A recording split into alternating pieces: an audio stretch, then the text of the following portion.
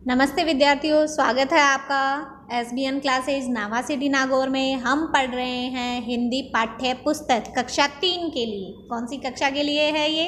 कक्षा 3 के लिए है। और हम पढ़ रहे हैं पाठ नंबर 2। पाठ नंबर 1 हमने पढ़ा है जिसमें वर्ण, वर्णमाला, स्वर और व्यंजन हमने पढ़े थे। आज हम पढ़ेंगे पाठ 2 जिसका शीर्षक है बारखड़ी। किसके बारे में हम सीखेंगे? बारखड़ी के बारे में। हालांकि आपने बारखड़ी पिछली क्लासेज में सीख रखी है। स्वरों व्यंजनों पे जो मात्राएं लग जाती है पूरी, तो जो क्रम बनता है वर्णों का उसे ही हम बारखड़ी कहते हैं। ठीक है, तो हम स्टार्ट करें। यहाँ देखिए गाइडलाइन है। बारखड़ी को विद्यार्थियों को कंठस्थ करना है। हम कंठस्थ करवाएंगे, हम बोलेंगे और आपके पीछे हमारे पीछे पीछे आपको बोलना है और इसे याद करना है। कंठस्थ करने का अर्थ क्या है? याद करना है। और आगे चलकर शब्दकोश देखने और वर्तनी लेखन तथा सही उच्चारण में भी ये सहायक होती है। इसे सिखाते समय उच्चारण पर विशेष ध्यान देना है। ओके, चले हम। तो देखिए बारखड़ी किसे कहते हैं? जब व्यंजनों पर स्वरों की मात्राएं लगाई जाती है तब बारखड़ी बनती है। जब व्यंजनों पर स्वरों की मात्राएं लगाई जाती है तब बारखड़ी बनती है। ठीक है, व्यंजनों पर स्वरों की मात्रा लगाने से बारखड़ी बनती है। और हमने पढ़ा था स्वर और व्यंजन। तो देखिए स्वर ऐसे वर्ण हैं जिनका हम स्वतंत्र उच्चारण कर सकते हैं, लेकिन व्यंजनों का स्वतंत्र उच्चारण नहीं कर सकते। व्यंजन को स्वरों की सहायता से बोला जाता है। देखिए हमने पहले पढ़ा था, जैसे ये है ए से अनार, आ से आम, ए आ ई और ई, ये स्वर है। इन्हें हम बिना किसी की मदद से बोल सकते हैं।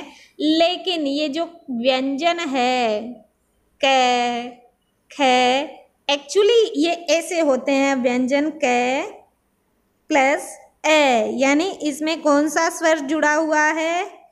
इसमें जुड़ा हुआ है ए। ए की मात्रा इसमें ऑलरेडी जुड़ी हुई है। जैसे ये है खे के, ये नीचे हलंत है। ये जो तिरछी लाइन है इसका मतलब खे आधा है, तिरछी लाइन है इसका मतलब कै आधा है। तो इसमें ए जोड़ेंगे हम, जब ये बनेगा खे, तो हर व्यंजन में ए की मात्रा जुड़ी हुई तो है ऑलरेडी ही। अब बारखड़ी में हम सभी मात्राएं जोड़ करके पढ़ेंगे व्यंजनों को। ठीक है, हम स्टार्ट करते हैं। अब एक चीज़ आप इसमें और नहीं सीखेंगे जो आपने पिछली क्लास में नहीं सीखी। जैसे जैसे आप बड़ी क्लास में आते हैं कुछ नया सीखने को मिलता है। तो देखिए हम यहाँ क्या सीखेंगे। ये जो है कै, खे, गे, घे, डे, ये कै वाली जो लाइन है इसको हम कहते हैं कै वर्ग। कौन सा वर्ग? कै वर्ग। जैसे ये च वाली लाइन है तो इसको कहेंगे च वर्ग। च, छ, ज, झ, य, इसे हम क्या बोलेंगे? च वर्ग। कै वर्ग, च वर्ग, ट वर्ग। इस तरीके से देखिए त वर्ग, प वर्ग। अब प तक तो वर्ग है, कै, च, ट, त, प, 5 वर्ग है। कितने वर्ग है? 5। कै, च, ट, त, प। लेकिन आगे क्या है? ये जो है य, रे, ल, व, इन्हें हम बोलते हैं अंतस्थ व्यंजन। अंतस्थ व्यंजन य, रे, ल, व क्या कहलाते हैं? अंतस्थ व्यंजन। और जो ये श, श, स, है, इन्हें हम कहते हैं ऊष्म व्यंजन। इनको हम क्या कहते हैं? ऊष्म व्यंजन। और ये मैंने आपको पहले ही बताया था, क्ष, त्र, ज्ञ, श्र, ये है संयुक्त व्यंजन। ये सब क्या कहलाएंगे? संयुक्त व्यंजन। ठीक है, अब हम बारखड़ी स्टार्ट करते हैं। क वर्ग, पहले हम क्या पढ़ेंगे? क वर्ग की बारखड़ी। क वर्ग के जो व्यंजन है, चलो स्टार्ट करते हैं। आपको भी बोलना है पीछे पीछे बिल्कुल उसी तरीके से जैसे मैं उच्चारण कर रही हूं। कक्का, किक्की, बिल्कुल इसी तरीके से आपको बोलना है। कुक्कू, केकई, कोक्कऊ, कंग, कह। वेरी गुड, आपको ऐसे ही बोलना है। देखिए इसमें से हमने जब आ ई ई सीखा था तो री भी आता है, री से ऋषि, बट बारखड़ी में री की मात्रा नहीं आती है।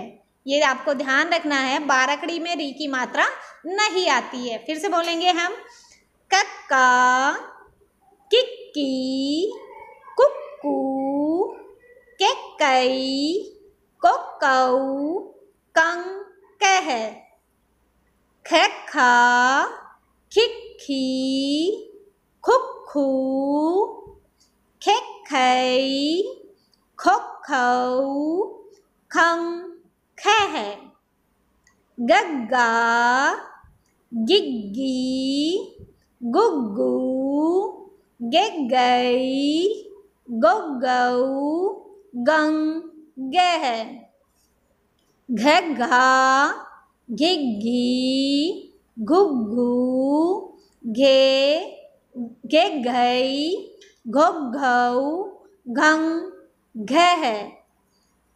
और ये है ड़, अंग भी जिसे हम बोलते हैं अंग, इस वर्ण की बारकड़ी नहीं बनती है। ठीक है, तो क वर्ग में केवल 4 व्यंजन की बारकड़ी है, क, ख, ग, घ।